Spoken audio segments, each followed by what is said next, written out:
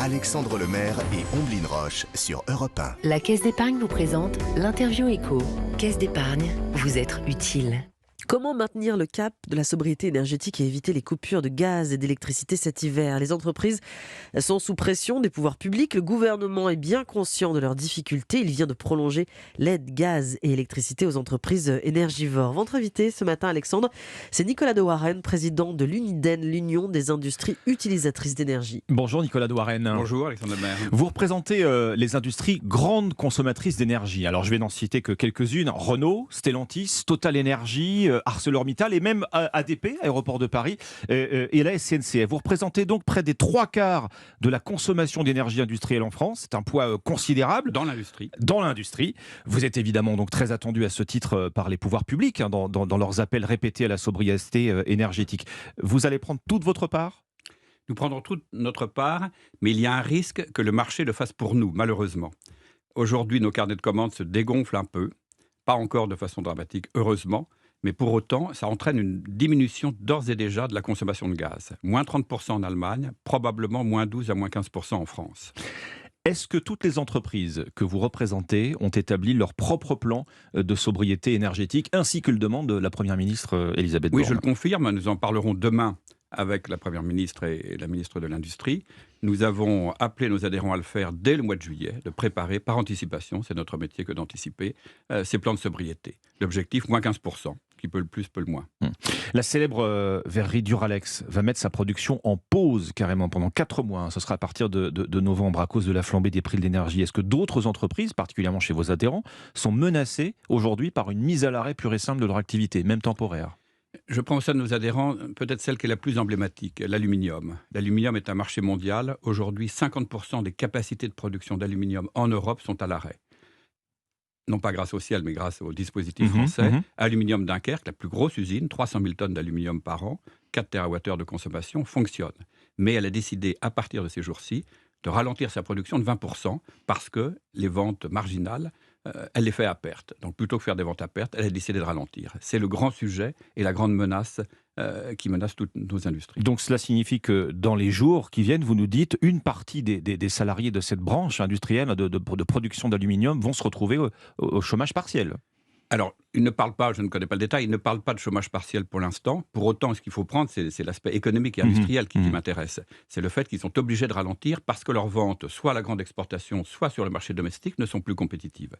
Je crois que nous avons aujourd'hui un risque que j'appellerais d'effet falaise. C'est-à-dire, nous avons un risque majeur de ce que j'appellerais, pour filer la métaphore, le recul du trait de côte industriel. Vous avez la falaise. Le pied de la falaise, c'est les grandes industries que nous sommes. Et le pied du pied, c'est l'énergie. Et puis, brutalement, un jour, 3 ou 4 ans après, sans crier gare, des centaines de milliers de tonnes s'effondrent. C'est ce risque auquel nous sommes exposés. Oui, Nicolas de Warren, est-ce que toutes les entreprises que vous représentez peuvent se permettre aujourd'hui de réduire la voilure, de réduire leur consommation d'énergie, ou est-ce qu'il y a un risque vital pour certaines ?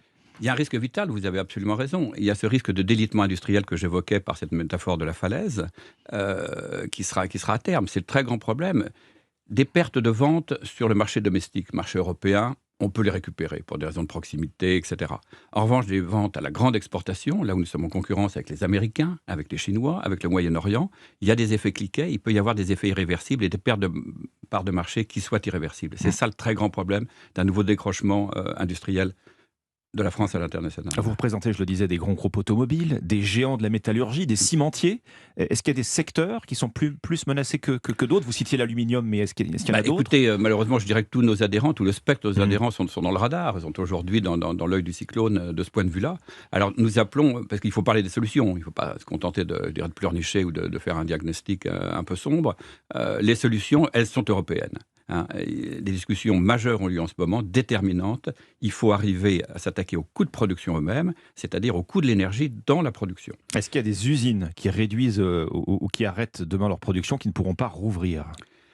Ça peut être le cas, cet effet irréversible que je l'évoquais. Mais je reviens sur les solutions, ça me paraît vraiment important d'en parler. Il est indispensable que nous ayons des solutions européennes. Il n'est pas question qu'un État, et je ne cite personne, fasse aujourd'hui cavalier seul en mettant des centaines de milliards sur la table. Ça crée une distorsion Effectivement, de Nicolas concurrence Douarenne, majeure. vous avez émis des propositions à l'Uniden. Vous parlez de l'échelon européen pour la réforme du marché de l'énergie européen. C'est l'un des leviers, justement. C'est un des leviers, parce qu'il Oui. faut agir sur les coûts de production, donc il faut agir sur la formation des prix sur le marché lui-même. On peut toujours faire de la redistribution des chèques énergie pour les entreprises. Ça coûtera des centaines de milliards. De toute façon, on est parti, malheureusement, pour avoir des centaines de milliards de redistribution. Mais ça n'a pas d'effet sur les coûts de production, donc ça n'a pas d'effet sur notre attitude commerciale et sur le comportement sur le marché. Il faut agir sur les prix eux-mêmes.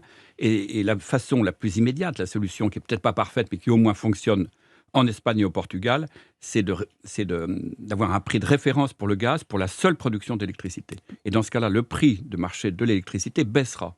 Il est aujourd'hui pour l'hiver prochain à 600 €, ce qui est absolument intenable. Le référent espagnol nous donne une indication autour de 150 à 180. C'est pas la panacée, c'est pas le Pérou, mais c'est déjà 3 fois moins que le prix actuel. Vu le poids industriel que vous représentez, vous allez jouer un rôle évidemment déterminant cet hiver pour nous éloigner ou pas du risque de coupure de gaz ou d'électricité, ce qu'on appelle pudiquement les délestages. Est-ce que vous pouvez rassurer les foyers à ce sujet ? Écoutez, si tout le monde s'y met, si tout le monde fait des économies, c'est absolument décisif. Ça jouera sur la consommation de gaz et sur la consommation d'électricité. Il y a des dispositifs d'alerte. J'invite chaque consommateur à prendre l'appli EcoWatt, EcoGaz et à avoir des gestes d'économie d'énergie. Ça n'est pas une contrainte si majeure que ça. Et c'est additionné sur des millions de consommateurs, 33 millions de foyers en France. Ça aura un véritable effet parce que nous devons continuer à produire. C'est une priorité. Le gouvernement prolonge le fonds de soutien aux entreprises énergivores jusqu'à fin décembre. C'est bienvenu ou c'est cautère sur jambe de bois, Nicolas Douarenne ? Non, pas du tout. C'est bienvenu, bien sûr, mais c'est une mesure ex post, c'est une mesure qui interviendra après. Je reviens au point fondamental qui est d'agir aujourd'hui, et c'est ce qui se discute à Bruxelles en ce moment, sur les prix de marché eux-mêmes. Merci Nicolas Douarenne, Merci président beaucoup. de l'Uniden, l'Union des industries utilisatrices d'énergie. Merci à vous.